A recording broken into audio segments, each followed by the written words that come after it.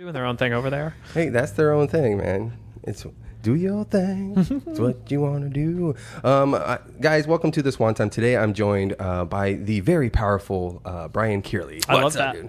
Thank you. Yeah, you are, man. I'm like sitting here, like I'm like letting you eat your Chiba Hut. I'm like I'm trying to set up. I'm not trying to step on toes because my whole interaction with you was at Mic Drop the whole time, and I mean you were running that place, yes, as far as I knew, and so I was definitely not walking on eggshells because you're definitely everybody was cool and whatnot, but you know you were wearing a very important hat there. Yeah, so, I mean, I was managing the place for a minute. Yeah. I am not anymore. Yes, to be clear, yes. Yeah, just to be clear. Still love the club, though. Great club. Yeah. Best club in the state, if you ask me. Yeah, it's very fun. But yeah. You shouldn't have been walking on eggshells. You know what I mean? I'm just a guy, so.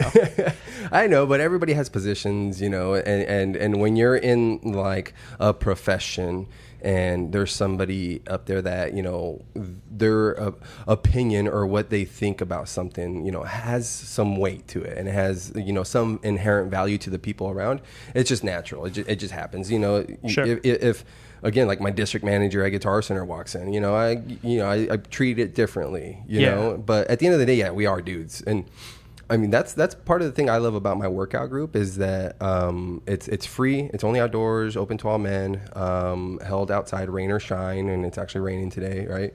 And but there's all walks of life. They're all socioeconomic. Like I'm next to like this VP of a bank, and you know I'm next to a chaplain, and there's this. What's a chaplain? Dude, a chaplain? Yeah. Oh, that's essentially your priest at the hospital, okay. Or like the person there that speaks to God on your behalf, you know, or prays over you and whatnot. Nobody speaks to God on my behalf. There you go. As they should not, sir. As they should not. But hey. Just get back to what we got going on here, man. I appreciate you coming on the show, and I had a very fun time at the pot roast battle. So I'm going to give you the floor, man. What do you want to talk about? Man, what do I want to talk about? What don't I want to talk about? First of all, thank you so much for doing pot roast. That was super good. You were great. You know, I was so mean to everybody afterwards, but that is part of the gig. Oh, I love it. Yeah, I loved it. You know, if we're still getting the video ready for that, but like if the people don't know about it, they should definitely check it out. You put some clips up of it. And loved your outfit that day. Like Monopoly Man / I don't even know what was going on. You guys had such good digs. I loved it. That's why I like chopped it all together. I was like, I got to push this out, man. It's fun. Yeah. So I do run a show, Pot Roast. You did it. It was actually the second one that we ever did. Mm-hmm. And, you know, it's basically like roast battles, but we also like clam bake the entire room with weed. Was that not the wildest shit? And you called me out on it because... You know, my girl, she's not a comedian, but I do run everything by her. And she does have, you know, a knack and an eye and like a thing to like kind of pick my shit apart. Mm-hmm. And she was like, that's a little wordy. That's this. And I'm like, yeah. But a lot of the promotional roast battle clips that were coming across my feed, like they were going like pretty deep. Sure. And I was like, oh, I'm going to fucking do that. Yeah. And the reason I wanted to do that was because my fourth joke, so I lined it up, you know, wordy. And then my fourth one was Moses, and everybody was expecting another wordy thing, right? And I go, is a Republican. And it did not hit like I wanted. And then afterwards, you're like, don't talk to us like we're in the third grade. Everybody's high as fuck. And I was like, that's right. And then when you see Hector and Matt Weir go up there, and dude, I was under the table with those two. Yeah. Yeah, that's exactly how, like, you need to perform at one of those events. Yeah. Yeah, that's the thing. Like, I mean, weed shows are not a new thing. You know what I mean? Like, but what I learned when I used to do stand-up is that, like, you got to be quick with weed shows because, like, people don't have the attention span. Mm-hmm, you know what I mean? So, like, you just got to do shit that hits. And the other thing, like... Weed shows are so interesting because like everybody's so dialed in. Yeah. You know what I mean? Like you go to a regular show and like people are like drunk or maybe it's at a bar and they kind of like half don't give a fuck. Clinking glasses. Yeah. You know, but like you can go to a weed show and people have the best time of their lives and they like won't even laugh half the time. You know what I mean? Because they're like so baked that they're catching on to this shit like a good 3 minutes later they're like, yo, that shit was funny as fuck. And it's like, you should have laughed. Like I literally could not. I could not. Yeah. And inside it's probably like, oh wait, I thought I was laughing. I laughed laughed on the inside. It's like, well, you should laugh on the outside. Where did the inspiration come for putting a consumption event like that together? So my buddy Dave, shout out to Dave DeCorpo, in his company Deep Stories, who I work with. Fun fact about Dave is that we actually grew up together in the small town Hudson, New Hampshire, which is like where we're both from. Yeah. And I moved out here. And then, like, maybe, I think it was like 2 years afterwards, I was like, buddy, I love you, but you're going nowhere out there. Like, I love you so much. You should just come out here. And he was like, okay. He's like one of the easiestly swayed people of all time. Was his main question, can you live free over here, or am I going to have to die?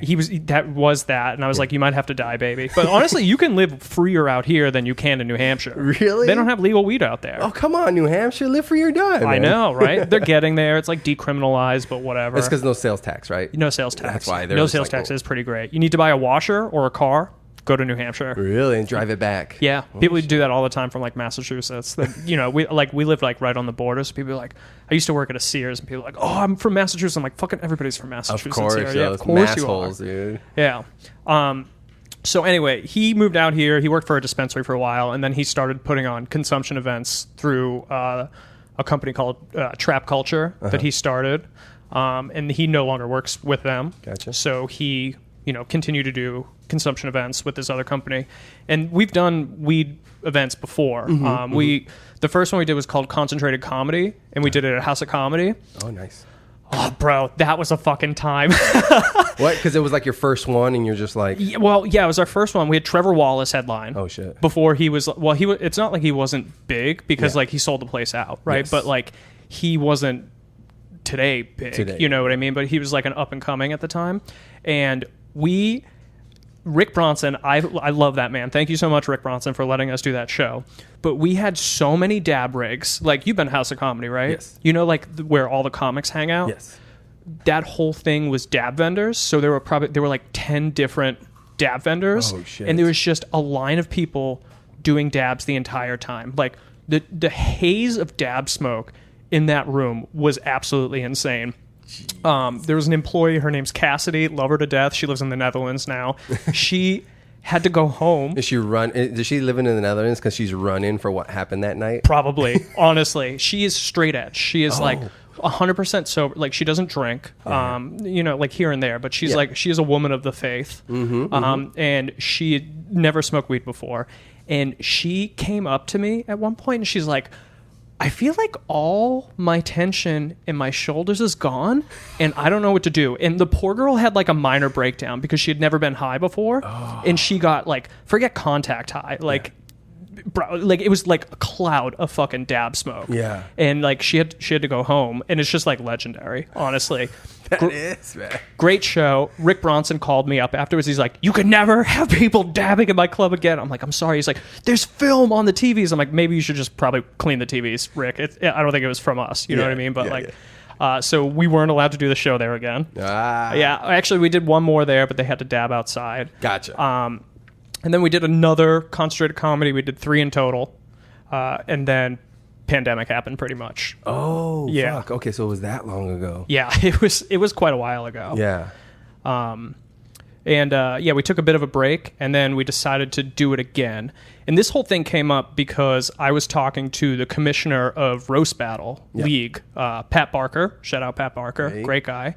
And I was trying to get the show as a regular show at Mic Drop Mania. 4 months ago. Yeah. Right? And he's like, well, in order to do that, you need to like put on a roast show, prove it, and then we'll like go from there. Yeah. So I did pot roast. I got fired for doing pot roast. You're like, hey guys, we're going to have a consumption event. And then it's like, what did you guys consume? Do you know, the fun fact, it was not actually like a consumption event, technically. Like, we did not market the first pot roast as a consumption event at all. We did have Smokey's Edibles giving out edibles in the back. Who knows if they actually had marijuana in them. Gotcha. But we did not advertise it as a consumption event. Oh, gotcha. We just let people smoke weed outside. And honestly, there were like 70 people there for the first one, and I think like 10 people were smoking weed outside. You know, and like there were shows there that more people were, you know what I mean? Like, I used to smoke weed outside. But yeah, so like that's how it came out. We were trying to get Roast Battles to be at Mic Drop Mania. That didn't really happen. I kind of gave up on that after, got shit canned. But we decided to keep on doing it, and then we did this last one at Walter Studios, and it was bigger, better. What a venue. What a venue, right? I've never heard of it. And I'm like, how have I not heard of it? And they do a comedy show there on Wednesdays, too. Yeah, so following the event, Gimmick was running that one, right? Lewis. Gimmick? I think so, yeah, Gimmick. Lewis Jones. Oh, I don't know him. I'm pretty sure he was hosting it, if I'm not mistaken. But anyways, very cool venue, man. So cool. Very cool venue. I want to get more familiar with that venue and all it has to offer. Because I just love connecting people. You know, if someone's looking for a venue to host, like something along those lines, or just a cool place, I'm like, you got to check this place out. Because what's the capacity on that room where you held it? I mean, actual capacity of that's probably like upwards of like 400 or 500. Yeah, I would say, like standing, because they usually do like EDM and like music there. Gotcha. But yeah, we had like 130. I think, like in the seated area. Yeah, that sounds about right. And we could have squished in more. Yeah. But then there were the vendors around the side too. I think we would probably cap that at about like 200. Gotcha. Yeah. So it's comfortable. Yeah, I want it to be comfortable. Yeah, for sure. Yeah, and also 200 people smoking weed in that room would that would kill a lesser man, honestly. Dude, I am just astounded with the generosity of the vendors there. The community just as a whole, it's very welcoming, very open to just sharing knowledge and making sure everybody has a good time, because everybody knows how you get when you get too high. Oh yeah. You're like, oh my God. And then you can literally just be put, hey, calm down. We're all there with you, bro. We're all there. Yeah. Yeah. What, how did you link up with Walter Studios? I hit up Michael Turner. Do you know Michael Turner? Michael Turner's a legend. He got his start here, and he moved to LA. He works for the Bengals now. Gotcha. Yeah, okay. he does these hilarious videos where he goes to the tailgates before, not like Bengals games, but like wherever they're at, and he'll like interview people. I think it's called like Mike on the Streets or something like that. So not even at the stadium, he just finds like tailgating parties? No, like it's at the stadium, outside of the stadium. Okay. Yeah. And man, he's got some really hysterical clips. Like I think he was talking to this one chick in front of her dad, and she was just like, I would love to get turned out by Joe Burrows. Like, she was just saying like the most unhinged shit, and Mike's just sitting there like, you put a microphone in front of people and they'll say wild shit. They will yeah. For sure. Yeah, so Turner put me in touch with Ryan, who runs the place. Gotcha. And we worked with them to figure it out, and like they were actually they were so generous to us. Yeah.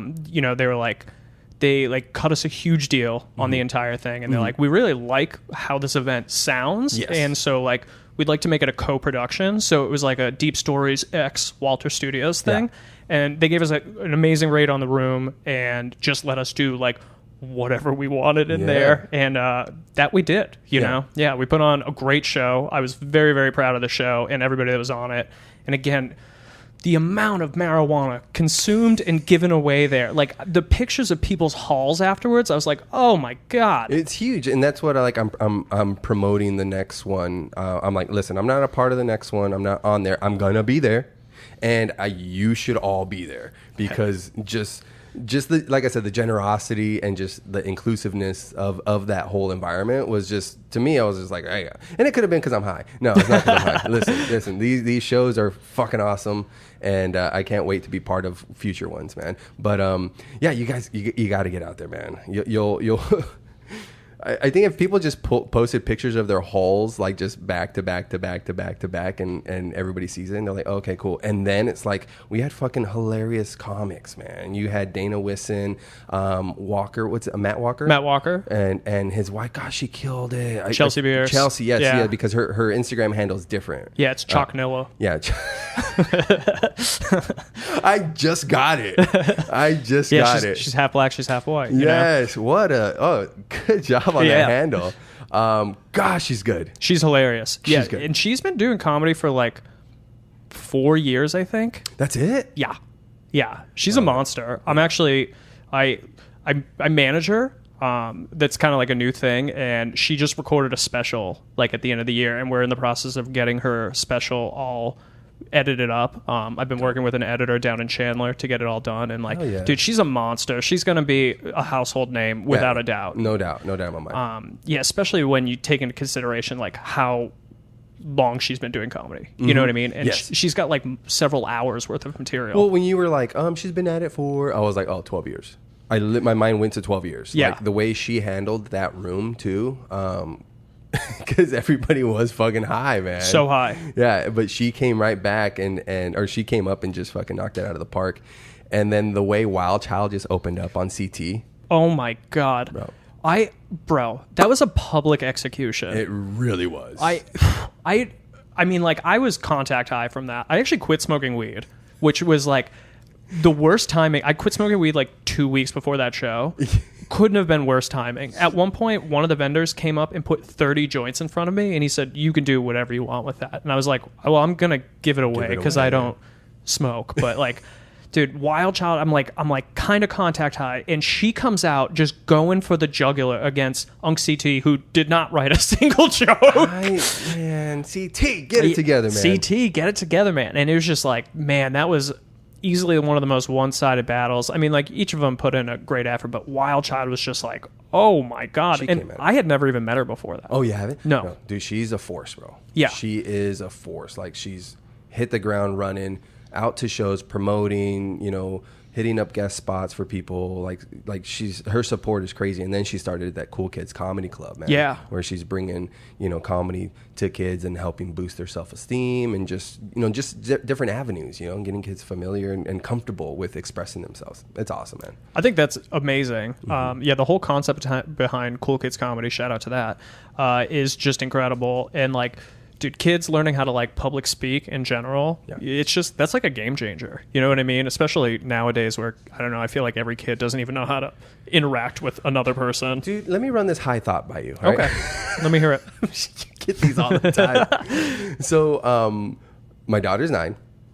I text her, I call her, and she leaves me on red, and she won't call me back. And I haven't taught her like etiquette, Yeah. And, but I've also noticed like the way we text each other, like adults and people around like, our age that grew up with face-to-face contact for most of our lives. And then the internet came out and we're texting, like we have like all this extra emojis and like here's context to what I'm saying. So this person doesn't hopefully, think I'm sending a different message, because when we're in person, you can pick up body language, my emphasis on certain things, but through text, you can't.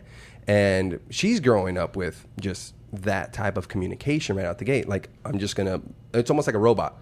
Thanks, Dad. Oh, okay, bye. But in person, it's like, it's a little bit different. But to them, it's like, well, we just grew up with online communication. So I'm just going to tell you what you need to hear and then be done and out. So I don't know how much of that is like the kids these days. Because I don't text other kids, okay, guys? Well, only my daughter. Just make that known. Or is it just my daughter, because she's a little quirky? Yeah. Yeah, I don't know, man. I couldn't imagine growing up as a kid now. You know what I mean? Mm-hmm. Like, it's just completely different. There are kids born. I have friends who had kids during the pandemic, and it's like, those kids don't even like know how to be real humans. I mean, they're also only like 4 years old, so there is that. But like, it's like an entirely different breed. I can't like. We had AOL Messenger. How old are you? Yeah, 36. Okay, we're the same. I'm 30. I'll be 35 this year. Yeah, okay. Yeah, so, yeah, we had like AOL Instant Messenger where it was like, I don't know, you like put your entire heart out online, and I feel like kids nowadays, they like know better to not do that a little bit, but at the same time, like, I don't know, it's just fucked, man. Like, everybody wants to be TikTok famous. Yes. Everybody like text communicates. They don't really know how to like talk to each other face to face. Answer not phones. Like most adults are that great at that either. They're not, especially comics. Yeah. Comics for people that talk on stages are like some of the most socially awkward human beings ever. It's so crazy. Really I love comedians though. Yeah, so yeah, we love them, but hey, interacting with them isn't always fucking. Sometimes I walk away like scratching my head. I'm just like, what? Like, what just happened? Yeah. Yeah, that's. I feel like that's pretty common. For sure. Yeah, I remember being in an AOL chat room, and you would just type in ASL, right? And of course, it's like you say the most wild shit in those chat rooms because you got to stand out. I mean, there's like 50 other people from all over the country because it's America online, and they're saying some wild shit. I remember every now and then you would get one person that. Maybe we were being catfished, but was saying that they were a girl, right? Yep. And I was like, what, 12 or 13. And she goes, ASL, age, sex, location. Sure. Hey, this is my age. I'm a man, a boy. I'm a boy trying to be a man, though. And location, I'm like, Arizona, and she said she was in California. I was like, oh, cool. Maybe we can meet up. It's just a state over, And then she's like, so how big's your dick? And I'm like, oh, shit. It's huge. All right. Yeah. So I go, oh, girl, you don't got to worry. And I'm like, well, I got to embellish a little bit, but, not too big. And I think I said 7.5 inches. Good for you. And I'm just like, yeah. And then she goes, oh, that's it? Bye. Oh, that's it. Bye. Get out of here. What do you want, like a foot-long dick? Come on. What are you going to do with that? Yeah, who knows, man? But I was just like crushed. I was like, God damn. I was like, what do I got to do, I think that's one of the craziest lies that a guy can say. That they have a 7.5 inch dick? Just to say, hey, I got a big dick. Oh, yeah. Because what's big mean to the girl you're talking to? Big is so subjective. Yeah. So for one, if you go and you pull it out and it's not big, now you're like, what the fuck, dude? But then if you're like, hey, it's big, but what's big to her? Yeah. You never know. You don't want to find out, and honestly. You pull it out and she goes, oh, I thought you said you were big. And you're like, oh, no. Oh, damn it. My ego. I was big to the last, 2 or 3 or whatever. I've never told anybody I have a big dick. Yeah. No. Never, not even once. No, it's like perfectly average, if not probably smaller than that. But you know what? Yeah. I use it, so it doesn't really matter. Undersell and overdeliver, right? Yeah, absolutely. Yeah, baby. Under promise, over deliver. Yeah, that is So, what are you under promising for the event on the 20th? Oh man, under promise, you're gonna get a shit ton of weed for sure. Also, I got some really great battles coming up for sure. Anthony Thornton versus Connor Dorney is going to be opening up. I love Anthony Thornton. He's such a great guy. Really I said this over at Mic Drop, but I feel like he's a real pillar of the community here. You know what I mean? Yeah. He's a good dude. He's a hustler. He's a business person. I love it. Every time I would book him for a show at Mic Drop, he'd flip out his phone. Like he had, he's got like a phone that has like the case over it, and he had this like maneuver down where he'd take it out and like in one fluid motion he'd flip off the thing, and he'd already be putting the date in, and I'm like, where did you come from? You know what I mean? He's like a Ninja Turtle nerd too. It's not like he's like some Wall Street executive. But love that dude to death. It's super funny. Oh man, check out. Have you been to his show Wanderlust? Yes, I went to. I think maybe not the first one, but the one in the summer. Okay. Yeah, it was amazing. My God, I've never seen a show like that in my entire life. It was crazy. Yeah. The comics were being tipped. Yeah. They were being thrown like they were the burlesque dancers. Yeah, the first one they did at Mania, they brought $1,000 in ones. And they had to ask us for ones. Oh shit! And then they had to go to run to the bank because they ran out of ones in like a half an hour. Like people were just like, they came in and they were like, buying like $200 worth of ones, and they were crumpling them up and throwing them at people. Yeah. His girlfriend Bella, who is just a beautiful angel and a saint, she did like one dance, and I think she made $300. You know what I mean? I love it. The community's great. That community's great. So great. It was a burlesque show. Yes. We didn't actually mention that. Yes, it is a burlesque show, guys. Yeah, burlesque comedy show where, my God, one of the employees, I was like, hey, Mark, can you pick your jaw up off the floor and go serve some more drinks, please? Like, we're all witnessing what you're witnessing, but like, we need you to get it together. You still got to perform, bud. Yeah. At the end of the show, he's like, we need to do this show more often. I'm like, can you fucking calm down, horn dog? Like, we get it, but like, also, none of these chicks are going to fuck you. Yeah. Pretty sure most of them have girlfriends. You know what I mean? They're not really into the whole dude thing. Well, not only that, but it's like, it's a profession and a job, and they are, what's the word? Like, promoting their sexuality, like bumping it up, right? Yeah. And it's like, not everybody, just because they perform that way, is going to behave that way when, the makeup's off and all that. It's like, it's actually complete opposite. Yeah. Most of the time you have a lot of people that are like real secluded, but this is their moment to kind of break out. Yeah. It's kind of like, it's kind of like comedy in that where, dude, my old roommate Bill Liskowski used to do a podcast here, and like we'd have comics coming through, and there was this old guy, Johnny Moss, rest in peace. He was a great guy, but he came over and we were just like living life, right? And he's like, oh, what kind of comedy house is this? Like, I'm like, what did you expect me to have fucking clown makeup on the whole time? You know what I mean? Like, clown face. Yeah, it's just like, just because you do comedy, just because you do burlesque doesn't mean you're always like telling jokes or, walking around in your underwear, though the burlesque girls probably are, if we're being perfectly, like most women I know just walk around in their underwear. But yeah, it's like, it's a performance. You got to turn it off. And if you don't, people don't really like you. You know what I mean? Yeah, that's true. Yeah. Like when do I interact with the real person? Which me and Wild Child just did a cast, and it was like, yeah, when are you Gary, her boyfriend Gary, who's also a comic, Gary White. He's like, hold on, am I talking to Wild Child right now, or am I talking to Kayla? Like what? Oh, that's her real name? Which Kayla's her real name. Okay, yeah. Cool. Yeah, which I think she's trying to transition. I don't know where she's kind of at with it. We'll kind of see where it plays out. But yeah, it's like people come up with the stage name and a pseudonym, so they have something to kind of maybe not hide behind, but something to step into where it's like, I'm becoming this character. Sure. And so I would do and say things that I normally wouldn't, because it's not me. It's this character I've created and I'm bringing out. Yeah. Known a lot of people that have done some really wild shit in the name of being a character, where it's like, no, you should probably just stop that. Oh, okay, yeah, like using it not as a crutch, but something to hide behind, right? Where it's like, hey, you kind of, it seems like you really wanted to do that to begin with. Yeah, it seems like you wanted to say some uncouth shit here, and you're like, oh no, it's just an act. And it's like, is it just an act, or have you been writing a manifesto for the last month and a half? Like, what's going on here, big guy? Let me check that bag.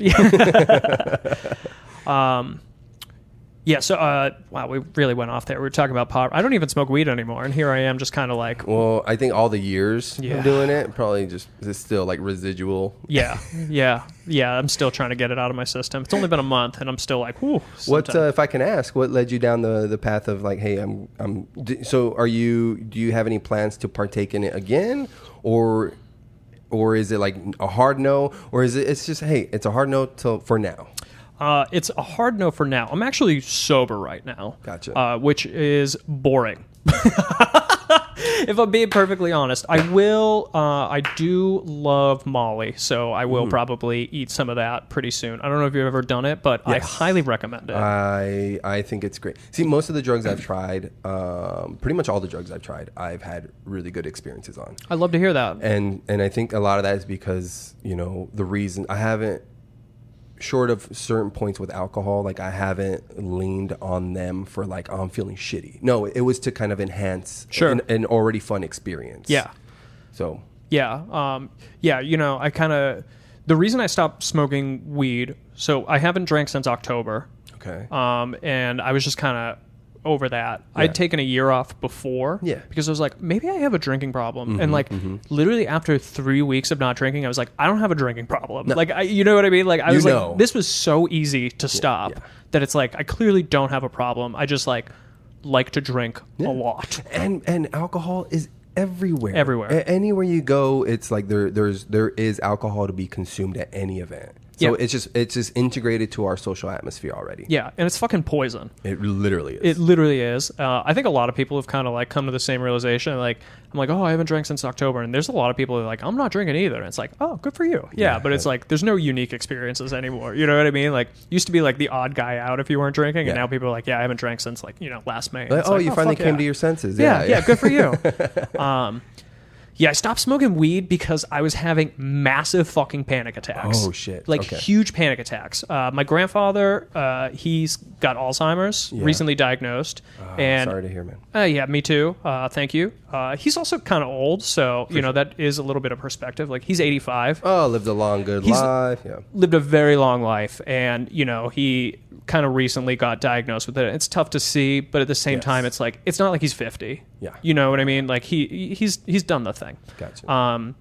So I saw him just a couple months ago, and I'm like looking at him going through his whole memory thing, and I'm like, my memory's shit. You know what I mean? Which is like, I'd say a good 60% because of the weed. Like, I don't have the best memory, but like, weed definitely made it worse. So like, I came home and I was getting high, and I was just having fucking panic attacks. Of course. Like, bad. And I was like, I'm going to have Alzheimer's when I'm 36, like losing my mind. So I was like, I should just stop smoking weed. Like, I've been smoking weed all day, every day for like, 5 years. Yeah. And it's just like, not doing anything for No, me. well, it heightens the reason a lot of people don't like it is because it makes them paranoid, right? Well, it makes you paranoid about where you're falling short, where you're already like fucking up. So like here you are like using this thing because I was like, oh, I just need to relax and this and that, but you can't relax because you haven't you're falling short somewhere else, and you need to elevate the execution there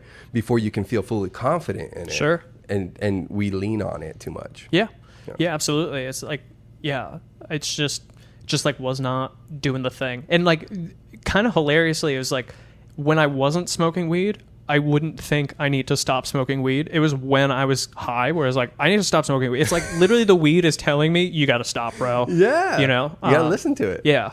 So I did. And like, dude, it's so funny because people have been like, how do you feel? And I'm like trash. You must feel so much better now that you don't smoke. And it's like, it's been a month now and I do actually feel like way better. But like the first 2 weeks, I was like, what the fuck did I stop smoking weed for? You know what I mean? Like I'm still like having like panic attacks a little bit. I ended up in the hospital like 2 weeks ago. Yeah. I thought I was having a heart attack, and I was just like, the doctor, anxiety. they were like, probably anxiety. And I was like, that's brutal. My doctor's like, oh, do you feel better? I'm like, no. Like, no, I don't. Well, how much of it is also that, your body was conditioned to this substance. And so like it takes a while for your body to transition. So like say you started like a new diet and using a new fuel source. You go from protein to all, vegetarian or vegan. Like you're going to feel crappy for a little bit until your body makes up the difference and gets used to the change. So it's probably what you were experiencing. Because I know I told myself, I was like, no more smoking after 10:30. Sure. Because it really affects my sleep. I wake up the next morning and I'm like extra tired. How have your dreams been since you've done So weird. So weird. I'm glad you asked. They have been so strange. Like I don't like, I definitely dream more because like weed pretty much shuts off your dreams. Yeah. And like they've kind of leveled out, but like, oh my God, the first like maybe like day 5, I woke up and I was like, dude, my cat just turned into a fucking griffin. You know what I mean? Like I was just like seeing such weird, I would have such strange dreams where I'm like, I don't even want to like tell people the dreams I had because like first of all, how do you even describe it? You know what I mean? Like it's always tough, but I'm like, I don't like the things that I've been dreaming. It's just strange as shit. Yeah, it's the shit exiting your body that was like, all right, we're not gonna use this anymore. Yeah, and then it's like, all right, let me make sense of that. Good luck. Yeah, if I opened up a dream journal, they'd probably just be like, "See, get help. Like, you should not be dreaming that shit." Listen to my podcast with Rob, and I talk about my first Molly experience. Being in a Scottsdale club, and I took 2 pills because the first one didn't hit. Oof. And I was already drinking, and I was in swim trunks, in no underwear. Yeah, there you go.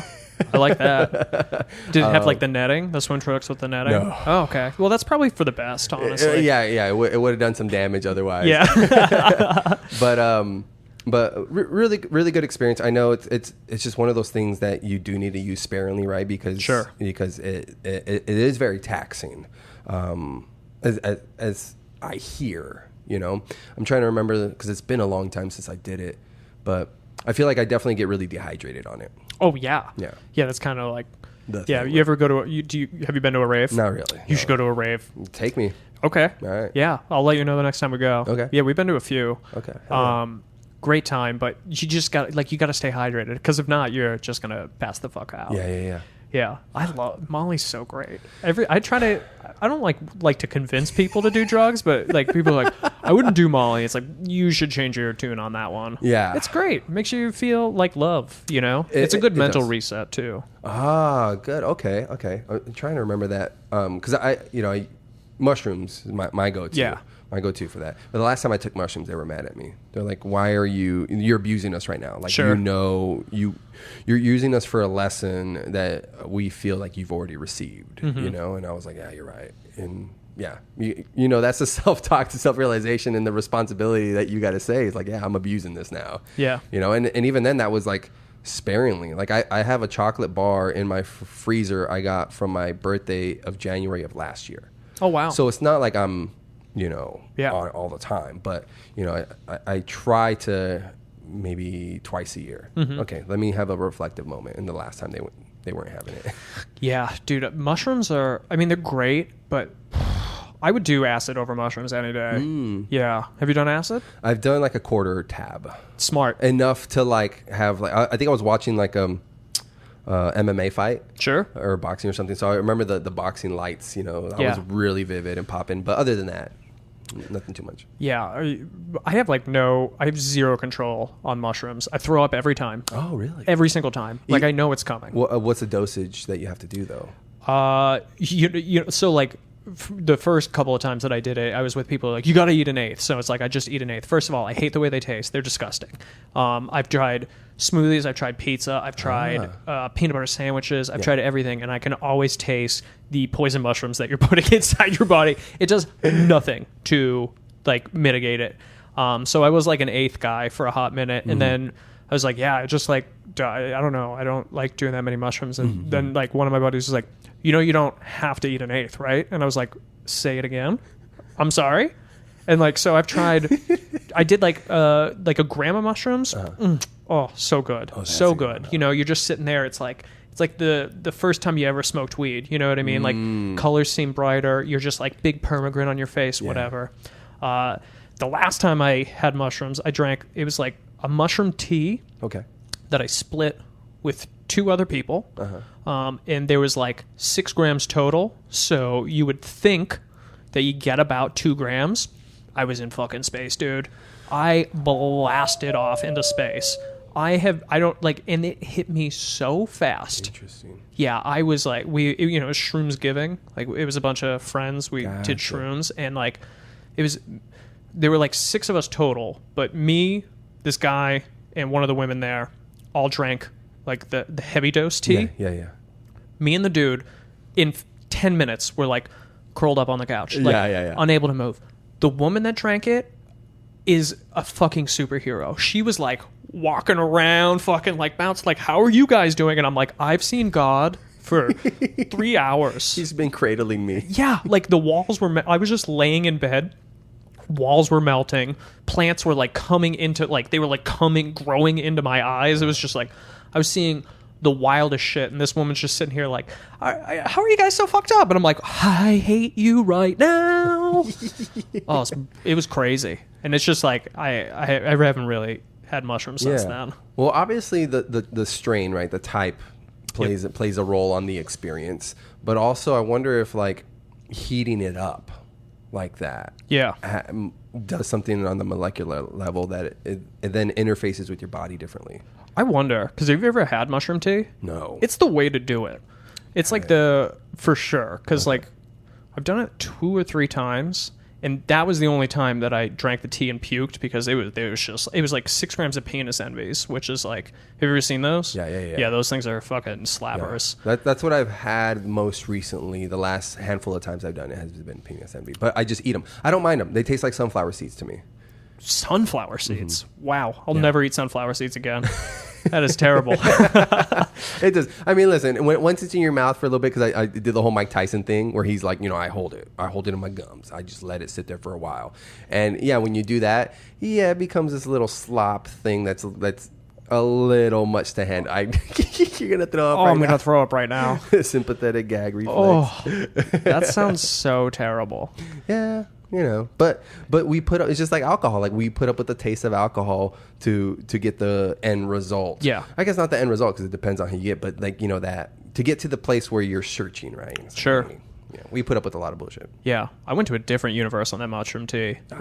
Dude, I will never forget it when everybody felt bad because I threw up, and I'm like, I throw up every time. Just like, it's if I don't throw up, I'm going to have a terrible time. I'm just going to be thinking about throwing up the entire time. Oh, that's true. But when I threw up, like, I literally, my entire field of vision shattered into like green fractals. Like I came back from throwing up, and I was like, I was in another universe. Like I was in a completely different dimension. It was one of the wildest things that's ever happened to me. It's never happened to me before on any sort of hallucinogenic. And I was like, I don't even know how to explain this to somebody. Like it's like I went to a completely different place for a split second. I was like, this is just something else. Wow. It's a good time.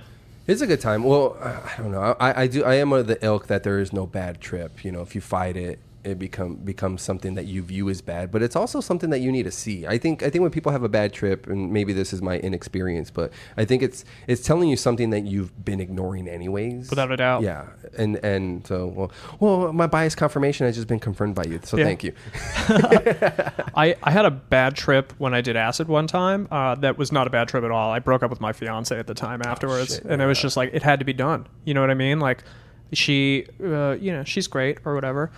We were not great for each other. I was like, we were kids when we were engaged. You know what I mean? I was like 22. Oh yeah. And I was tripping balls on acid, and I lived in her parents' basement, and she didn't know I was tripping balls on acid, which is like amazing. I don't know how she didn't figure it out, but like, I was sitting there on the bed, and like, there was just this giant demon face on the wall, like made out of shadows, and like it just morphed into her face, and I was like, I gotta break up with her. I can't get married to this woman. Yeah. Thank God, dude.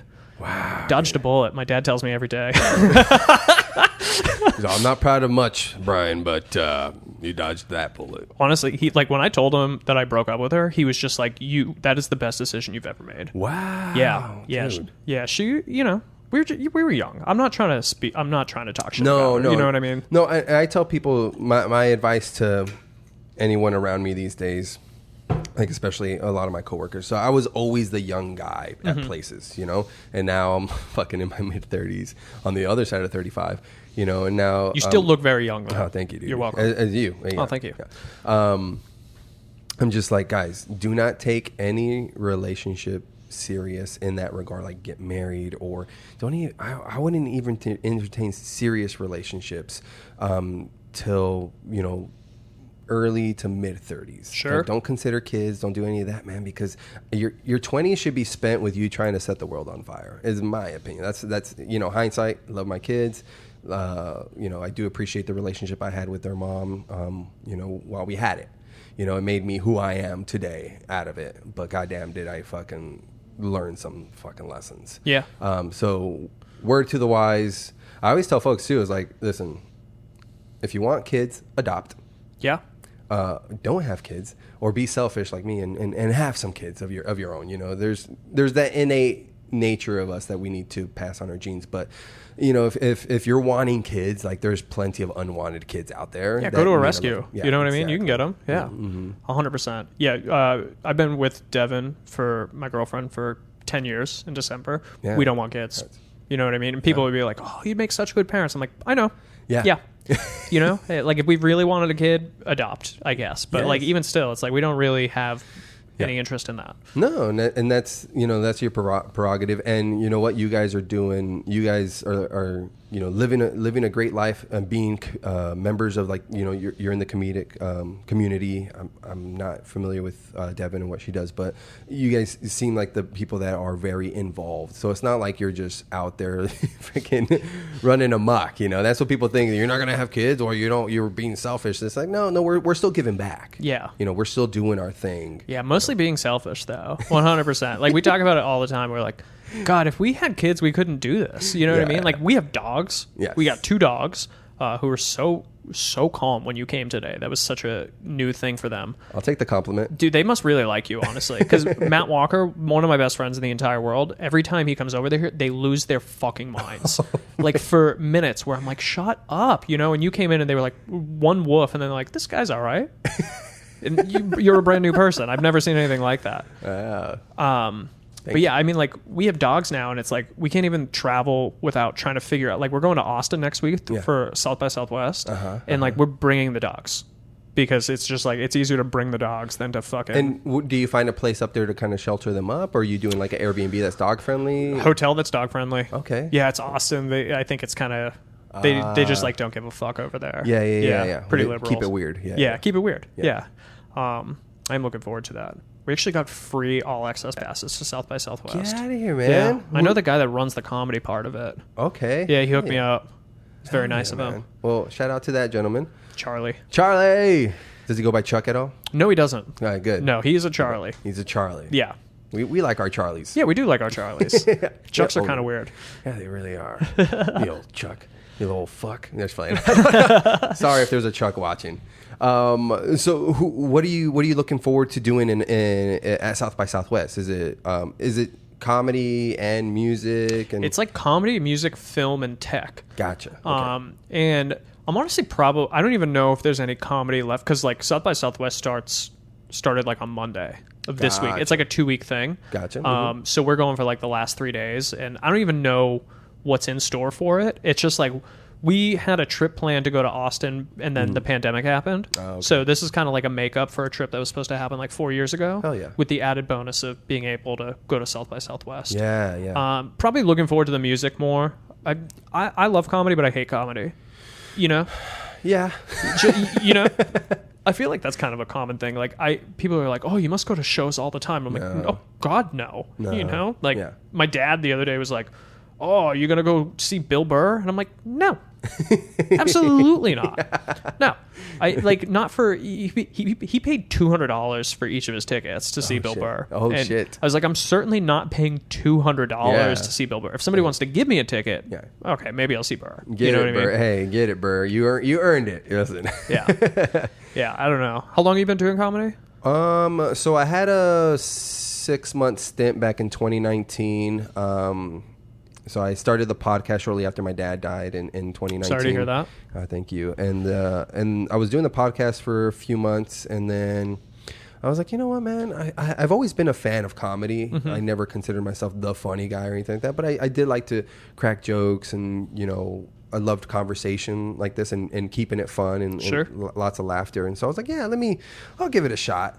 And then shortly thereafter, me starting that, me and my ex-wife got separated, and then when we went to work on it again at the end of the year, you know, she was like, "I know you're talking to girls in the scene, or, you know, the waitresses and whatnot." And I was like, "Yeah, well, we ended. I was separated, maybe a little bit." Yeah. And she was like, "So I'm not comfortable with that." And I was like, "Cool. Well, you made necessary changes. Let's work on it." And then, you know, fast forward, you know, 2 years later, I'm just like, I can't do it anymore. Yeah. You know, it's wearing on my soul. I won't go into that. But we fully separated, like literally like the day after our anniversary. Oof. I was like, okay, I can't do this. And then I moved out like a week or two later. And then 5 months later, my buddy was like, "Hey, I need a bass player. Come join them." I was like, "I'm not that good, dude." He's like, "Yeah, you are. We'll just have fun, you know." And I did that for about a year and a half. And then, nice. You know, we started bumping heads, and leaving the band felt like getting divorced all over again, dude.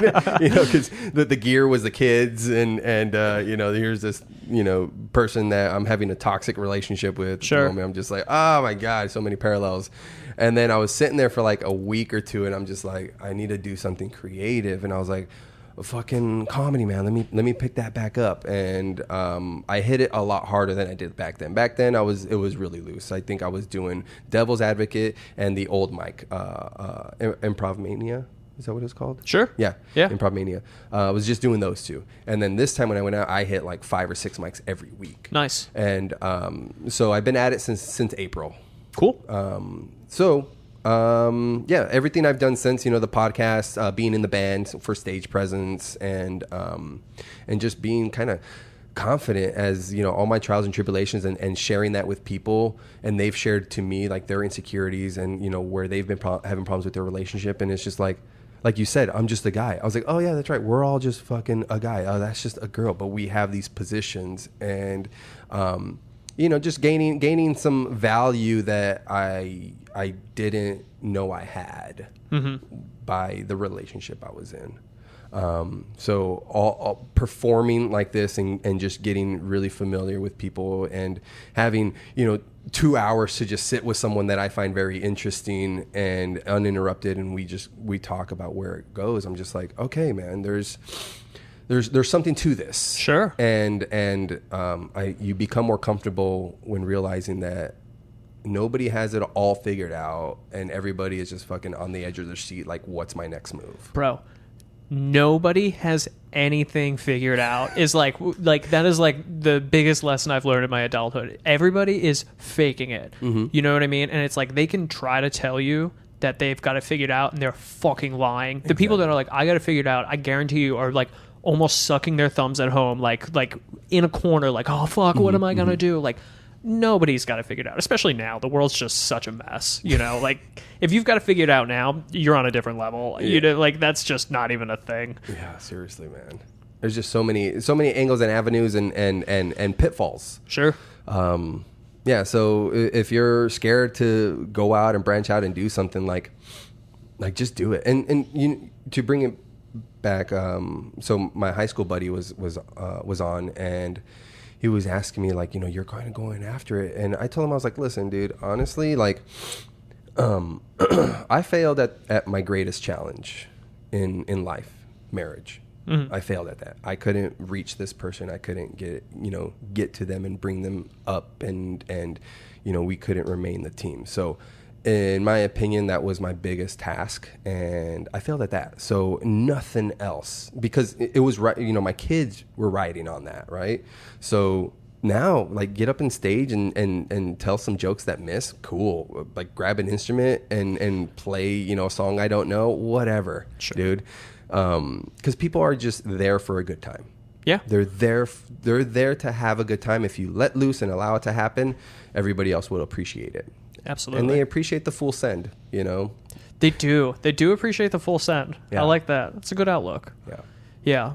People are always like, I don't know how you could ever tell jokes. You know what I mean? It's like, I mean, you could do it, you know, and they're like, oh no, I can't. I was like, I mean, you could. And, like, trust me, there are definitely people that are worse than you would be. Exactly. Like, I've seen so many people that are so terrible. It's like, you shouldn't be doing this, but, like, at least they're doing something out of their comfort zone. Yeah, exactly. You know what I mean? And it's like, I like that. I like when people push themselves. 'Cause if you're just, like, comfortable, that you just get, like, complacent, you know what I mean? Like, you just sit there and you're like, you're not going anywhere. Comfort's the killer. Right? It is. Like, it is the killer. You have to make, and it sounds like this whole, like, why are you always, like, are you not satisfied with yourself? You know, it's like, no, it's like you should be striving for a little bit more, a little bit, you know, put, you know, a little bit more of a challenge.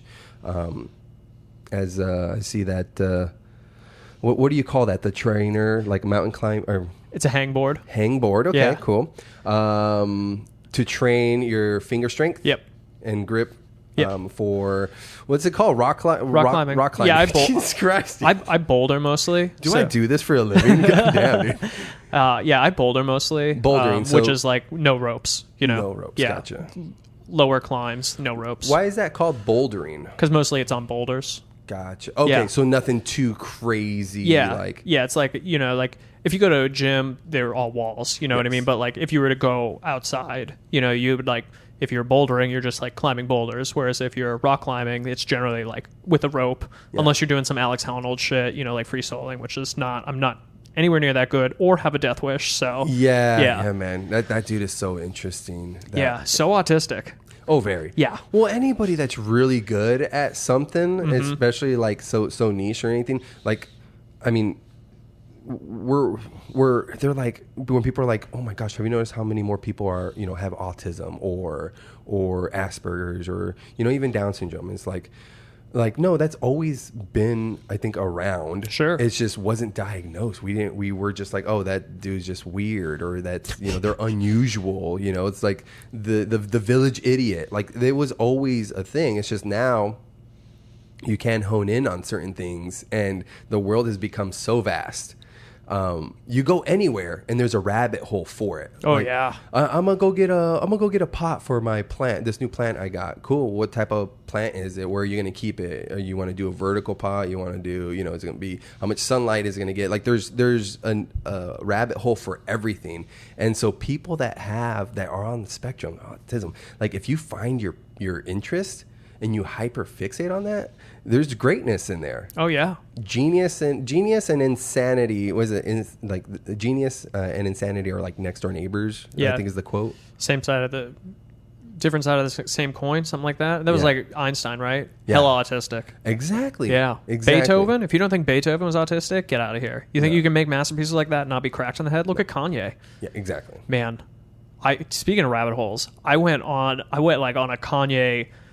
I'm not even like a rap fan. I'm not, nothing like that. And for some reason, Instagram the other day was like, do you want to watch like about an hour's worth of videos of Kanye saying just like ridiculously out of pocket shit? And I was like, I've never wanted anything more in my entire life. That good dude is so entertaining. I don't even, he's just ridiculous. And I watched probably like a good 5 minutes of it, and I was like, oh, Kanye's just autistic, and he's got like no filter. He probably ate lead paint when he was a kid. No doubt. That and he's got to be bored, right? So bored. He's got to be bored. Yeah.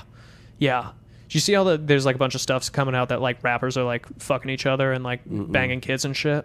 Banging kids? Yeah, like the people are saying like P. Diddy is just like him, and like Meek Mills had a relationship, and like they're there's a whole bunch of stuff. But I mean, I kind of went dark there with a little bit, but people are like, I don't know, I feel like when you get that famous, you just get like bored, you know what I mean? And it's like, people are like, oh, Brad Pitt fucks dudes. It's like, of course he fucks dudes. You know what I mean? He was fucking Jennifer Aniston for a little while, and he's fucked like every single woman on the planet. Like, what do you do when you run out all the ladies? It's just like, I wonder what dudes are like. Yeah. You know, it's like, fuck it. That's human nature. Yeah, we get bored and we're like, well, what's the next new thing? That's something that's gonna take me out of me being acclimated and just used to it. You know.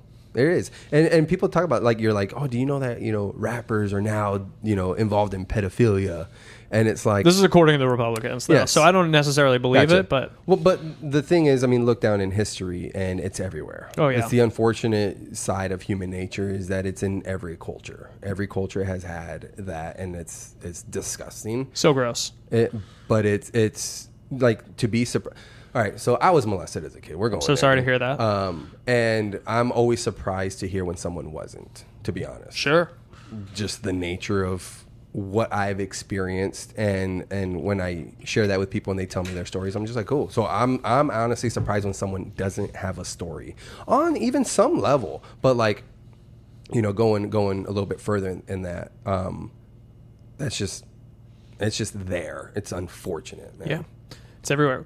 When I was in high school, the ROTC teacher, do you know what ROTC is? Okay, cool. Yeah. Not everybody does. The ROTC teacher had a relationship with this woman the entire time she was in it, and she dropped out of school the day she was 18 and married the dude. Whoa. And people were like, oh, well, at least they got married. And it was just like, I was like 15 at the time, and I was like, I don't think that's right. Are you guys not seeing this? Yeah. Spider-Man. Yeah, it's just like, He was shooting her webs on her. Yeah. The dude was also like, he was like 63. Oh. Yeah, he was like he wasn't like a youthful ROTC teacher. That's the definition of being groomed. Yeah, without a doubt. And people are like, well, it's okay because they got married. And it's like, nah, that's like some New Hampshire shit. You know what I mean? Yeah, to get married right after you turn 18 too, right? And drop out of school for it too. That's we don't love that. Yeah. No. I wonder if they're still married. I don't even remember either of their names. He's probably dead. That was like 20 years ago. Jamie, can you find out? I want to get back to rock climbing though, because I find it very interesting. What when did you first try it, and then were you immediately in love with it? Yeah, let's see. It was actually right before the pandemic. Okay. I think it was like September or October of 2019. And yeah, one of our friends, Devin and I do it together, which, like, quick, aside, if you can do something like a physical activity like that with your partner, I feel like it's the greatest thing ever, because it's like, not only is it fun to do that with them, but it's like accountability too. Yeah. You know what I mean? Like, I'm not a gym guy. I don't like to like lift weights. My dad's like super into CrossFit, and I'm not a fan. You clearly work the fuck out. I see your videos all the time on Instagram. But like, I love that we can do it together. Yeah. So yeah, like one of our friends was like, oh, hey, do you want to check out Phoenix Rock Gym over in Tempe? Yeah. And we were like, yeah, sure. Why not? And it was like the first time we were like, this is pretty fun. Right. So we decided to like get a punch pass or whatever. Gotcha. And, we were like, it was like 5 passes. And after the third one, we're like, we're not going to stop doing this. You know what I mean? So like, we waited till the punch pass ran out, and then we joined the gym and like have not looked back. We go to a different gym now. Phoenix Rock Gym is a cool place, but it's like straight out of the 70s. Gotcha. It's like it's just really outdated. And we only boulder now. We used to do like the line climbing and everything, but I love it. It's like really changed my life. I was kind of a fat schlub before. Gotcha. I wasn't like fat, but like skinny fat, or just in general. Just you weren't asking more of your body. Yes. Yeah. I wasn't doing anything, and like I see some pictures, like my buddy Connor, who is on the next pot roast, he sent me a picture of us from Snap Battles. Have you heard of that? It's like the original roast show in Phoenix. Gotcha. And we battled each other. it was probably like 6 or 7 years ago, and dude, I saw the picture and I was like, oh my god, I was so embarrassed. You know what I mean? Like my face is fat, like I just got like a belly going on, and it was just like I wasn't taking care of myself at all. Yeah. And like rock climbing has completely changed that. Like, the gym we go to, we do yoga twice a week there. They offer yoga classes like 5 days a week. We go twice. I go to the gym, like I went to the gym today right before this, like 3 or 4 times a week. And it's just no wonder you're so clear-headed. Yeah, I had to.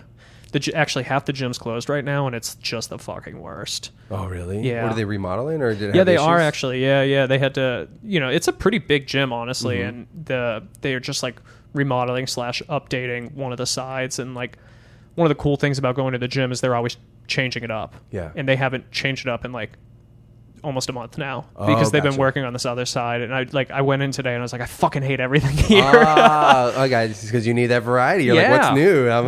Yeah. But it's like a testament to how much I enjoy rock climbing, because even though I knew there wasn't going to be anything new, and that like anything that I do there is a project at this point, that I have to like put work in, like I still showed up. That's it. Well, and that's what people forget too, because you know this, and I'm about to say it, but even you still fell in that pitfall where it's like, where's the new thing, the new experience, the new this, and there's something cool about just going and doing the same monotonous thing over and over, and working on your discipline to get through it. Yeah. Because that is where you will get better, is if you can like hammer that home, and then you can jump onto something new, right, and move from there. But it's just like, I don't want to hit an open mic tonight. I don't want to go to the gym and do this just the same old thing.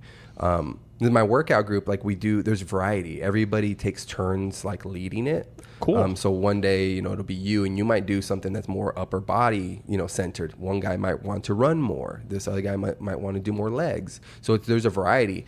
And one guy, I think it was an hour of burpee variations. Oh, Jesus Christ. That sounds like torture. It was. Yeah. But you know what? On the other side of it, you're just like, you know what, dude, I fucking did that. Yeah. I got through it, and yeah, I wanted to change. I wanted to do something else, but there's something powerful, and I think Andrew Huberman talks about this, where it's like, if you force your body to do a task that's good for it, but that you just don't want to do, like, that muscle also grows. So the next time you need to do some serious work, something that needs to get done, that voice that's telling you, just take it easy, get smaller. Sure. Get smaller. And every now and then you do need rest, guys. Get your rest. Yeah. Take your breaks from weed and alcohol and Molly, all that shit. Yeah. Yeah, rest is pretty good. Sometimes when, the climbing is just like, it feels like you hit a bit of a plateau. Yeah. It's like maybe you take a week off, like maybe it's on purpose, maybe it's by accident, but like anytime I've taken a week off from climbing, I come in and I'm a fucking monster, dude. Yeah. I'm like screaming up shit. I'm like, I feel so strong. I'm going to be like this all the time. And then like literally the next time I go, I'm like kind of back to normal. But it's just like, dude, taking those breaks sometimes, it's just like clears your head, gives you like perspective, reminds you that like, it's this. I love this. It's what's a vacation supposed to do for work? Yeah. Hey, go on your vacation, you come back rejuvenated, ready to just get back to work, and the monotony. Right? Yeah. So it's all in the hips, right? Yeah. You got to keep your hips. It's like climbing's weird because like everybody thinks it's upper body strength, and like obviously that is a lot of it, but like feet are so much more important, and it's like one of the hardest things to learn. It's like. Because, like, I mean, if you're a strong upper body guy, like, sure, but, like, footwork is, like, the most important thing. Yeah. And, yeah, like, keeping your hips close to the wall is really important. It's kind of, like, harder for girls for that because, like, girls are kind of, like, more lower body. Yeah. Right? Yeah. And, like, that's... I love watching women climb because, like, women climb with technique, Yes. Okay. Yeah, like learning jujitsu from like a big strong guy versus a smaller guy that has to use the technique to get there. Yeah. Yeah, it's like the technique is like way more important than anything. Like, yeah, strength is I'm like fairly strong, right? And like it's I can do shit that maybe strength wise like a woman of my skill level couldn't do, but then like I'll watch them, I'm like, oh my god, I wish I could do that. You know what I mean? Like you see chicks that they'll put their foot over their head, to like get on a foothold and then like lift themselves up because like all of your all that strength is coming, like you're pushing off of your feet. Yeah. It's like I wish I could do that, but instead I'm just a big dumb idiot. Just gonna muscle my way up there. Just gonna muscle my way up there, and then then the women are looking at you like, I wish I could muscle my way up there. It's like, trust me, I would much rather have the technique. Dude, everybody looks at the next person and they're just like, oh, I wish I could do that. I wish I could do that. But that's the beauty of people, man. As long as you can find your way, somebody will appreciate it. Oh yeah. I was at the gym the other day, and there's this dude I see there every once in a while. He's got a man bun like me. I am such like a copy paste person at the gym. There's so many dudes that look just like me. But like, I was kind of down on myself because like we've just been working the same shit, like I've been saying, and like I'm not making much progress, right? Mm-hmm. And this dude is watching me climb, and I get down. He's like, dude, you're a fucking animal. And I was like, oh, I'd be more of an animal if I could finish. He's like, I can't even start what you're doing. And I'm like, yeah, go, perspective. Dude. You know, and there's always the dude that I look at that's like, you're a fucking animal, and they're like, yeah, but that guy, you know what I mean? It's just like, but I'm that guy to people. Dude. That's it. You are that. What you look up to in the next person, you're that to someone behind you on their way up. Yeah. That is very true. Yeah, it's pretty cool. Yeah, so that's like, take the moment to like, stop someone and say, compliment it on something that you notice. And if it can be, a character act instead of just like, hey, I like your shoes, know? Or hey, if it's a bold choice, listen, bro. And someone's like, hey, nice shoes, bro. Like, you're brave. I love giving people compliments. Yeah, they appreciate it. I got a friend. Every time I see him, like he dresses fun. You know what I mean? He wears like really fun shirts, and every time I see him, I'm like, I love your shirt. You know what I mean? Like, I like the outfit you're doing. And he's so many times he's been like, you make me feel so good. You know, thank you. And I'm like, sure. I mean, like, I just like your shirt, And he's just like, yeah, but like nobody says that to me. And I'm like, oh, well, that's sweet. Yeah. Take a moment and compliment somebody. Somebody. It compliment doesn't. Someone today. It doesn't hurt. It does not hurt. Literally, I can 100% say it will not hurt, unless you compliment a woman on her looks in front of her jealous boyfriend. Yeah. Then it might hurt, but. She might go to sleep happy that night. Yeah. Maybe just like don't compliment women on their looks. Compliment on their outfit. You know what I mean? I have a lot of female friends, and they it's kind of like the shirt thing, but I always like, I'll see them and be like, I really like your blouse today, or I really like your top today. You know what I mean? Like, are they a babe? Yeah. Could I be like, dude, you look so good today? But it's like, if you give people specific compliments, they like really like that shit. Yeah. It's the hack to getting people to like you. It is. I'm going to take notes. Hold on. Yeah. Don't compliment the ass. Compliment the jeans. Don't compliment the ass. Say I like your pants. It's like the nice way of saying your butt looks good today. Exactly right. Exactly. What's the biggest fall, like distance wise, that you've had? Has there been anything? I haven't had anything crazy. The walls at our gym are 17 feet tall, which is pretty tall, and I mean, like, I'm not super tall. I'm 6 feet tall. Well, I'm 5'11". Yeah. I'm 6 feet tall. We'll round up. Yeah. I'm 5'11". I have a very long wingspan. My appendix is +4 in case you're wondering. So I have a 6'3" wingspan. So like, if I'm dangling from the top, it's only about, 11-foot fall. Okay. And it's onto padding. So it's not crazy. And that's probably, I mean, like, that's about the tallest.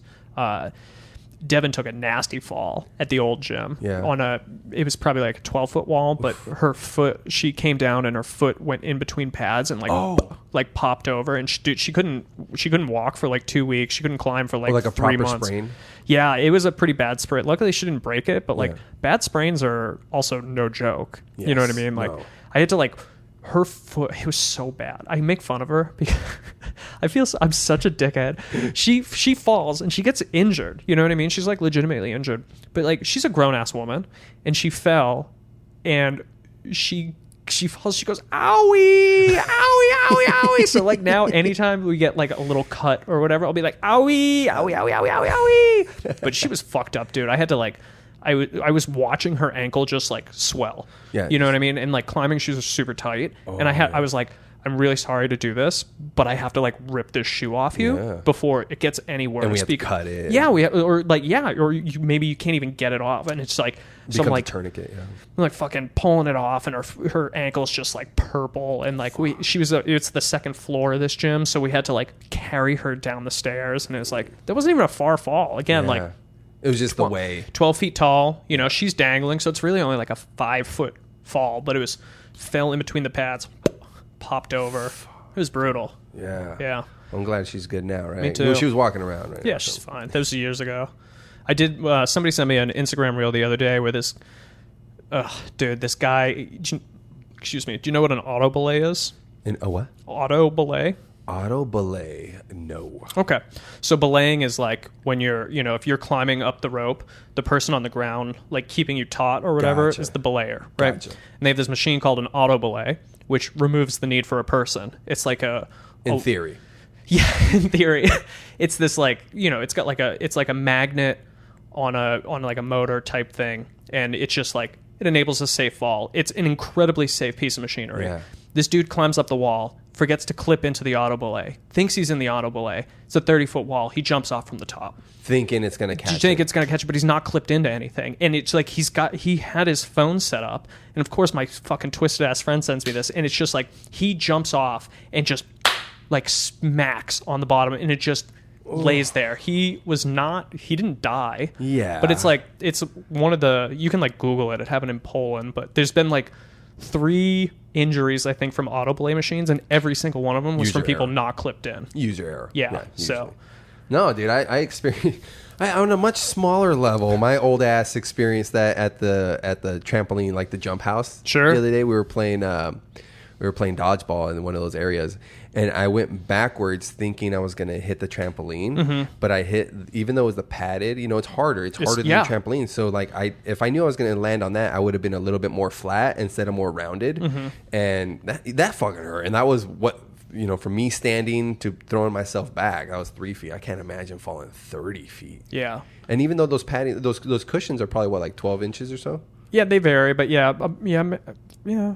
12 to 18 inches. Gotcha. Yeah. Yeah, when you're expecting to be caught. Oh my God, dude. It was wild. I was like, I knew it was happening as soon as I saw that video too, and I was like, the worst part is like I couldn't not watch it. You know what I mean? Like as soon as he started climbing, I was like, this motherfucker's gonna jump off at the top. Dude, if I see any of those videos come up where it's like, like someone's gonna get like hurt, like mutilated in some way or something like that, like I know I can't watch more than 2 seconds of the intro, because at that point they got their hooks in me. Yeah, I'm invested. So as soon as I see it, I was like, let me get out of here. I gotta go. Or else I gotta follow through.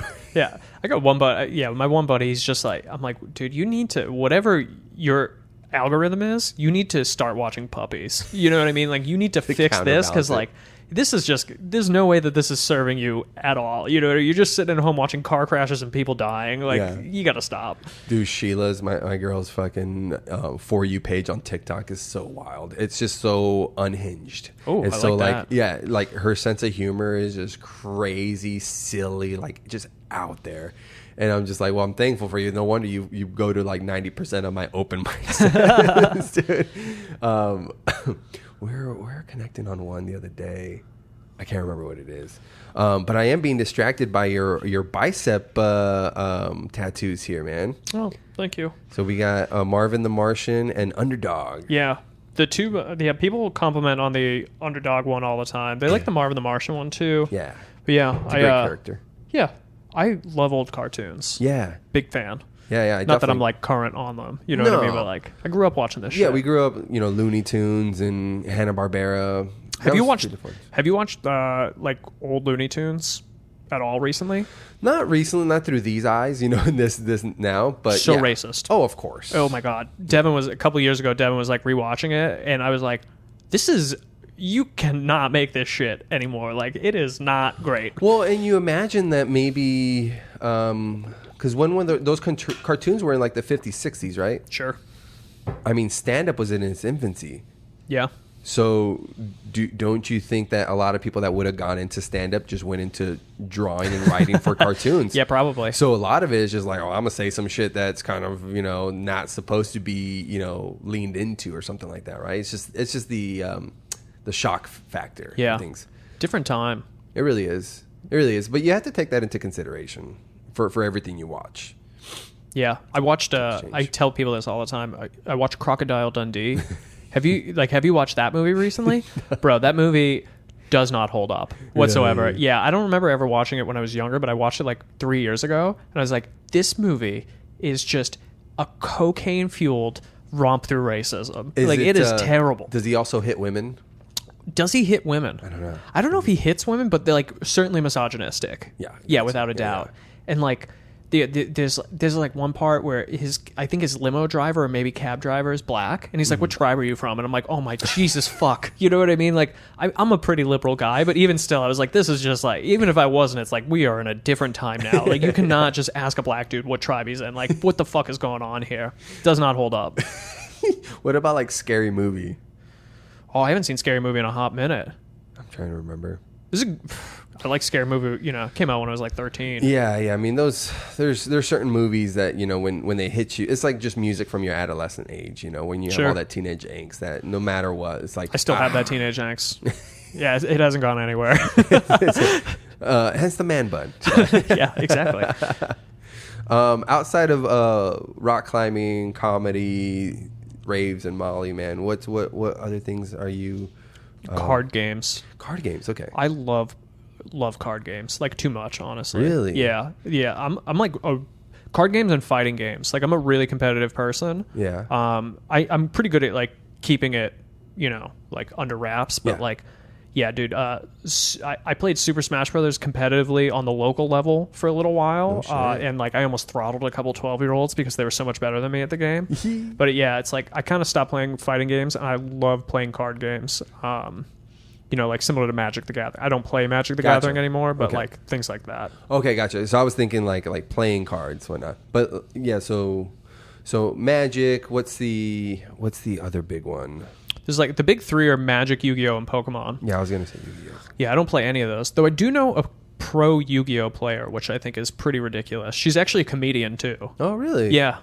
Yep. Oh, shit. And then I've met a comedian he was a semi-pro Magic the Gathering player. And yeah, then there's this woman, Zara Khan. She's a professional. She's like sponsored by Konami. Oh, damn, to play Yu-Gi-Oh. Which, to play Yu-Gi-Oh. Yeah, which I don't think I've ever been as jealous. You know what I mean? When I found that, I was like, first of all, you got to be so good at this game. Yeah. And second, like, you're sponsored by Konami? That's fucking dope, dude. All that shit goes above my head because I never got into it. My brother was really into that stuff, and he's 3 years younger than me. But what's the strategy with games like that? Because, I mean... You would imagine that everybody has the same deck, right? No, See, there's the thing is, like, if everybody was playing the same deck, it'd be boring as shit, right? Yeah, games are, like card games have different metas, is what they're called. Gotcha. So like sometimes there'll be certain decks that are very strong / very popular, and like the strategy in card games is just like learning what other people are playing and then figuring out how to play against that. And it's just like a lot of like, it is strategy, and it's like learning how to like read people that you don't even see. Like I play all these games online, and it's just like, it's like you really have to think like, okay, if I was in this situation, what would I do if I'm the opponent? You know what I mean? And they're pretty much doing the same thing. It's like chess. It's like poker. Yeah, I'm thinking chess, like opening moves. Okay, you opened up with the Queen's Gambit, right? I mean, that was the popular one because of the show. Yeah, great show. Like, it was a really great show. But like, what do you follow that up with, right? It's like, what card am I playing next? And I mean, does once somebody starts running away with it, with like the game, and I don't know how it's scored at all. I'm completely ignorant here. But like, is there like comebacks? Like, can people like? Sure. Yeah. I mean, like, I played this game called Legends of Runeterra, a lot, too much, if we're being perfectly honest. Right. I peaked at 60 in North America overall, like out of, the however many thousands of people play. I was aiming for 69, but it was hard to hit that. But I was like top 100 in that game on the ladder. And there are some games where like I'm playing and I'm like getting fucking decimated, and like a lot of times people just give up, you know what I mean? And it's just like, no, I'm going to stick in it. And then like I end up winning, which is crazy. Like where it's like you play like life total, you know what I mean? So like you start with 20 life. If you get down to 0, you're dead. Gotcha. There'd be games where it's like my opponent's at 20, I'm at 1, and I'm sitting on like nothing. And then it's just like, you just make the right plays, you know what I mean, and you win. And dude, I've like jumped out of my chair, you know what I mean? I'm like, dude, fuck yeah, man, it's a rush. Yeah, like people will view that differently than they view like athletic sports. Dude, it's the same up here. It's the exact same thing because it's a strategy. at the end of the day, any game, whether physical, card games, video games, it's all to attach itself to our primal instincts to like conquer something, and conquer an opponent.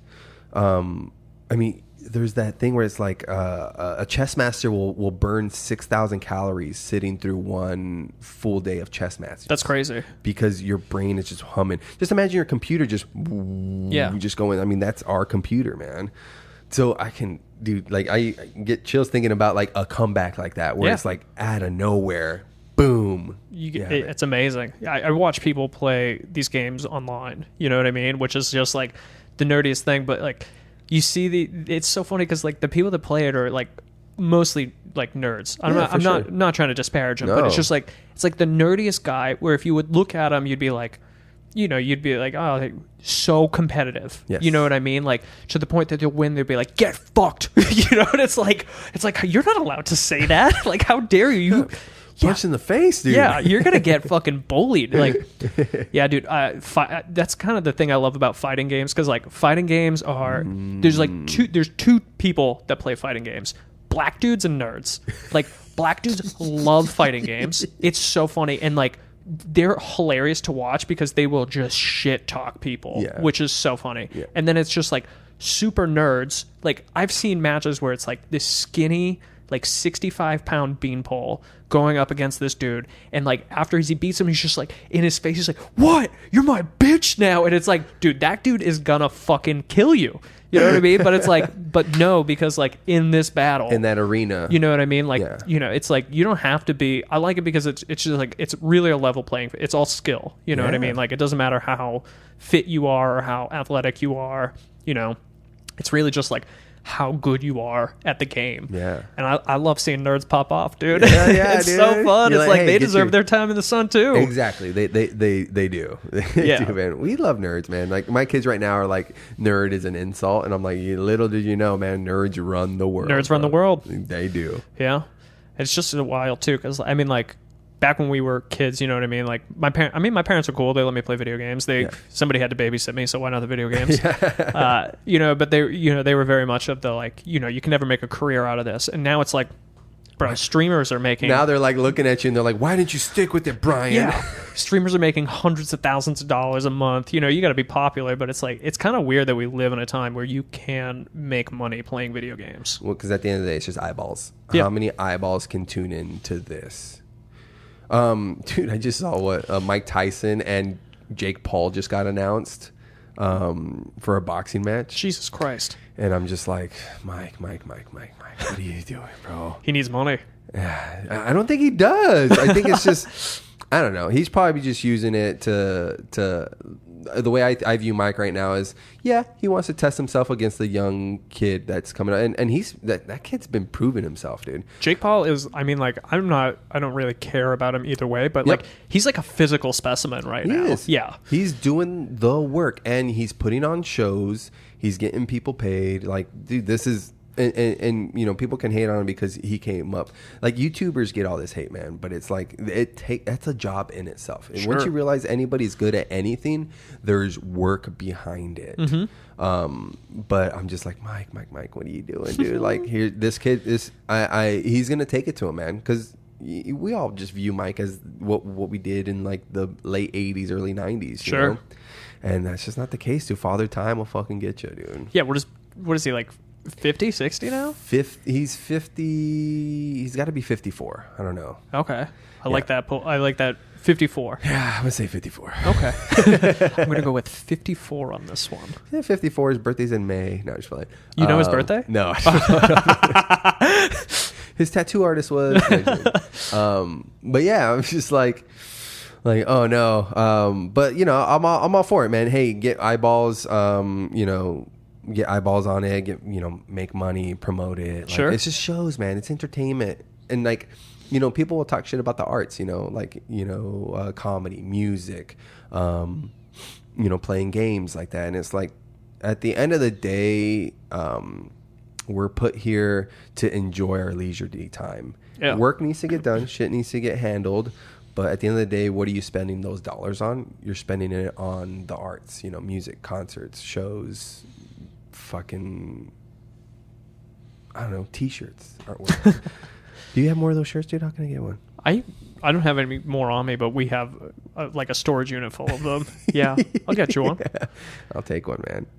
I'll take one. I definitely want to hit that rock wall with you one of these days. Absolutely. I got guest passes. Yeah. I'll wait till the other half of the gym's open. Dude. But yeah, if you ever want to go, for sure. It's a good time.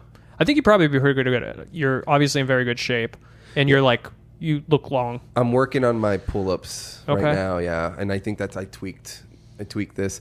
I tweaked it. Like, I got up early in the morning and I like looked to the left real quick, and now I'm fucked. Old man shit. Old man shit, dude. But I've been doing it like at work. Anytime I use the ladder, I tell myself I'm gonna do 2 pull-ups on the ladder. Wow. And anytime I go in the garage, I'm gonna do 2 or 3 pull-ups in there. So, you know, I'm getting probably 15 to 20 a day. That's a lot of pull-ups. Yeah. So, it can be done, guys. Just do it here and there, periodically. Yeah. We used to have a pull-up bar over there, and when I was playing Super Smash Brothers, I'd be like, after every match, I'll like throw, or not every match, but like every couple of matches, I'll like throw in some pull-ups. Yeah. And there was one time I got fucking smoked, and I was pretty upset about it. And I was doing the pull-ups, and I went too hard, and I popped the thing off the wall, and shit. Bro, I was like at the top of the pull-up and just went straight back, and like from the top of the door frame, and just like laid myself out, and I was just looking up there, and I was like, I should stop doing pull-ups. It wasn't like I should calm down with this game. It was just like no more pull-ups after the matches. Yeah, I like this game too much. I'd rather quit pull-ups. I gotcha. Were you like kipping? Is that why it came off the thing? Yeah, I didn't like mean to. Yeah, you know what I mean. I was just like going so hard. You were raging out. I was like full of adrenaline from getting my ass handed to me, probably from like a 9-year-old. That's the greatest. Man. Yeah, that's the greatest. He's got better thumbs than me. Oh, the reaction time as kids, it's too good. Oh man, dude. So how can people follow you online and find out everything you're about? I would say Instagram. Fuck Facebook. I hate that absolute trash website. Yep. Necessary evil though. Yep. But yeah, Brian J. Kearley on Instagram, and I barely ever post anything, but that is where I post shit if I'm going to. For sure. Yeah. And then the pot roast battle is coming out on the 20th. Yeah, check out Pot Roast AZ is the Instagram. It is March 20th, and then we got one in April that I don't have the date yet set for it. But gotcha. It's towards the end of the month. So it's still the same concept, 3 comics, 4 battles. Yep. We have 3 comics and the judge. Yeah, so 4 comics technically. Excuse me. Sorry about that. 4 battles. And yeah, I'll be judging. I love it. I love judging people. Dude, that was so funny. When you opened up with and this is a rematch, guys? I think the real winners are the people that miss it. Dude, fucking Moses was so... Like, look, he did a great job. Yeah. But for somebody who he was just like, he was like, I need this battle against Juan. Like, he beat me by 1 joke. He was like so serious about it. And I was like, honestly, bro, you should have tried harder. You know what I mean? Like, if you wanted this W so bad, like, maybe you should have just gone a little bit harder on that. Yeah. Like, you're kind of fooling me on this whole rematch thing. Like, yeah, you handled him on that one for sure. Thanks, man. I think it was the hat. It was why I can't believe you didn't comment on your outfit. It was such a silly outfit. You set him up for it too. I did, man. I was like, you know what, dude? Everybody comes up like on the comedy stage and you can't do this, you can't do that. And that's what I love about Wild Child. She'll go up there in her nice dresses. She had like a fur coat or something. And I'm like, you know what, man? Like, fuck it. For one, I invested all this money into wardrobe when I was in the band, and that's different. You know, when you're in a band, you're like, yeah. Get it. But I get it. With comedy, you don't want anything distracting from your voice and your ideas and all that. But dude, it was a roast battle. I was like, I'm gonna give them another angle, and you guys fucking ate it up, dude. You guys hit me hard. I fucking love it, dude. It was a good time. Yeah, anytime someone's like they look over at me and they start laughing, I was like, are you guys talking shit? Like, what'd you say? I want to know. I want to laugh, you know? It's like, I don't want to be up my own ass, you know? Yeah, I love roast. I love roast so much just because it's like, I know they're not for everybody. Yeah, you know what I mean? Like, it's actually quite hard to book the show. Because people are like, I don't do roast, because like they take it too personally. And if you take it personally, then like you shouldn't do it, you know? But like, it's all in good fun. I've had my really good friends say really horrible shit to me. Yeah. I've like literally ruined a friendship at a roast. Oh, yeah, shit. yeah. Mark Silverstein didn't talk to me for years after a roast. Oh man, yeah, Mark, come on, yeah, Mark. yeah. And he's one of the darkest motherfuckers. I know. His girlfriend at the time, we found out this was actually legendary. I'm sorry, it's at the end of the podcast and we're saying this, but people found out she did porn. You know what I mean? It went around. It's a small scene, so people were like talking about it, and I was not gonna talk about it at the roast. It was at the Scottsdale Laugh Factory when it was a thing. Yeah. And he opened up with a joke about my dead brother, and I was like, "Oh, clearly it's no holds barred here." Yeah. So I'm gonna talk about his girlfriend doing porn, and we got off stage, and I gave him a hug, and he's just like, "I didn't realize you were gonna talk about that." And he got mad at me. His girlfriend bawled her eyes out. Like, it was a fucking fiasco. Yeah. Yeah, she like cornered me in a showroom like a year after, and she was like, "I just want to let you know I forgive you for what you did." And I was like, it was a roast. It was a roast. There's nothing. I'm and like, you're putting yourself out there already. Yeah, I kept telling her, I was like, I'm not apologizing. Yeah. You know what I mean? She's like, I forgive you. And I'm like, I'm not looking for forgiveness. Dude, but I'm glad that you forgive me. Well, that's good on her for sure. That weighed on her, I'm sure. And for you, it was like, hey, dude, you opened up about my dead brother, dude. Yeah. It's like, okay, let's do it. But here's the thing about like that is like you're doing porn. You're putting yourself out there, right? Yeah. It's gonna get found. It's gonna get used. That whole thing with Comedy Hangman and or Rachel. And I talked to what's his name? I was on Carl's podcast, Carl Goldthorpe, which is what a character.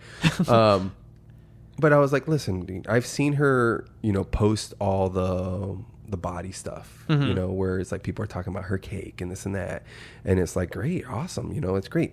But also know that if that's on the table, that the opposite is on the table, just like me. Sure. Like I know if I wear tight pants, you're gonna compliment my thighs, but also I'm gonna be like, hey, dude, like what the fuck are you doing? Like you can see your cock imprint, you can see your little dick, you can, anything like that. Like all that is on the table. Yeah. When you're opening the door for it to be used in a positive sense, publicly.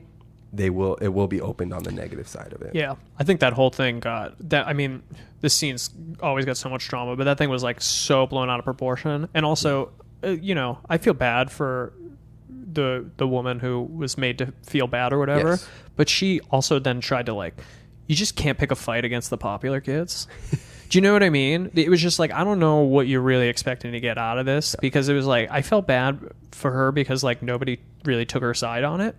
You know what I mean? Like everybody was really just like on the Comedy Hangman side of things, and it's just like you should know better. You know what I mean? Like you're basically kind of an unknown here, and like you're coming out swinging, and people are just like, no, like we like these people, and it's like. I'm not saying that people are right for taking their side. Like I'm trying to remain very neutral on that whole thing, but it was just like you should really know better, because just she was all over Facebook for like a whole week. Like any chance she got, she would say stuff about it, and it was like, bro, even like she messaged me about it. She messaged me about this whole thing. She I posted something that had literally nothing to do with her. Yeah. She sent me this whole wall of text, and I was like, I was not talking about you, and I do not know why you think that you should be messaging me. Like, I don't give a fuck about your drama at all. And the fact that you won't give it up is like not a good look for you. You know what I mean? Like the boys have pretty much just almost remained silent about it. Mm-hmm. Well, they did take more jabs afterwards, but like, it's just like, you're barking up the wrong tree, dude. Yeah. Yeah. Yeah. You gotta leave it. And I mean, I guess I didn't witness what went down, but at the end of the day, you should have not known what you were getting yourself into. Without a doubt. With that show in general. And just what's her name was on right after, Jetwan Whedon. And I mean, same thing. Bigger girl, black woman in comedy. And she fucking took it to them. I saw her make a flyer where it was like she fucked with them before she was even on the show. I love that. And I'm like, yeah, girl, like go. Like just come back harder. Yeah. That's it. Yeah. That's it. Oh, comedy drama, dude. I'm sure you've seen it all. Bro, that's why I made that Facebook group. Arizona Comedians was made because everybody would air their dirty laundry on Facebook. And I was like, I'm giving you a space to do it and stop. Because like for years people would be like, oh, there's more drama in Phoenix, you know what I mean? It's like, to be like the fucking Jerry Springer of comedy scenes. Like, I've been trying for years to bring any sort of legitimacy to this scene, you know what I mean? And I'm like, it really starts with not airing your dirty laundry out in public. Like, just do it privately, you know? Yeah, but people, they just can't stop. Have heart to hearts, man. You know who posted something recently? I think just today was Mark Anthony Ritchie, and he said that I think something he said on stage, and that someone came up to him and be like, "Hey, dude, this is how I took it. This is how it made me feel. You know, I just wanted to let you know, like, you know, person to human to human." And told them to go fuck themselves. yeah, I don't know how it went down, but he was like, he appreciated that this person actually tried to talk to him instead of just going online and just like bashing. You know, hey, dude. I don't think it's a good look. Like when you're going online and being the basher, it's people look at you like, what are you doing here? You know? Yeah, I like that. Just be human. Yeah, just be human, guys. Talk to each other. Have conversations like this. Grab a couple mics, man. That's all it is. Start a podcast. Why not? Start a podcast. All right, man. Well, I'm not going to take up too much of your time. I appreciate you coming on. I appreciate you coming to my house. Hey, dude, this is a lovely place. I love your dogs. Thank you. This is a cool fucking house. Thank you. It's falling apart around us, but it is a cool one. It's cool. Guys, get out to the pot roast battles. Follow Pot Roast AZ. Go get your fucking weed. Get some laughs in. And share it with somebody, all right? Hell yeah. You assholes. And why don't you go find a rock wall and climb it, all right? Go find a rock wall and climb it. All right. Brother. All right, we'll do it again soon. Cool. Thanks, bud.